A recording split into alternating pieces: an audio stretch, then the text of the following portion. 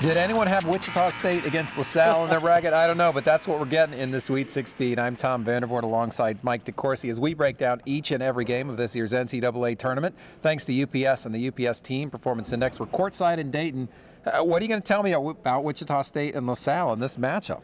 Two very different basketball teams, although the good news for Wichita is that they are a defensive-oriented team, a very physical team, and they have now conquered a very open offensive basketball team, a team that likes to get up and down, likes to move the basketball, likes to shoot it. This is a much different variety of that, but at least they know they can play with a team that has a lot of offensive weapons and defeat them. I'm sure they believe that after having played Creighton as well, but this is another verification that even though they're defense first, that they, for one, can score some points. They really surge down the stretch offensively, making shots against Gonzaga.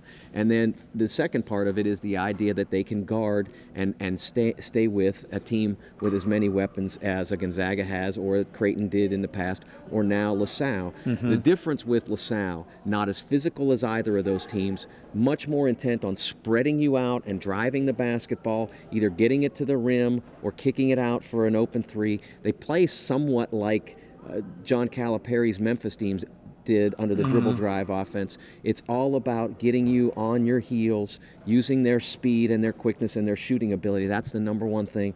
They were able to prevail against Ole Miss in the round of 32, and I think that it's an interesting matchup because they're so different. I'm very curious to see that. I think Wichita is a better basketball team. Right. But can they, how do they feel about having to guard the dribble on every possession? Yeah, it's interesting. If I look down at the Performance Index numbers, LaSalle has a really low rebounding number, which speaks to maybe a lack of physicality on the boards. Yeah, they are not a big team. They're basically playing 4 guards and a 6'8" guy. And it's all about stretching the defense, driving the basketball, and that when they get rebounds on the offensive end, it's because they're shooting so many threes and they bounce long and they run it down and they're great athletes. But I do think that what you'll see from Wichita is an effort to wall off the lane.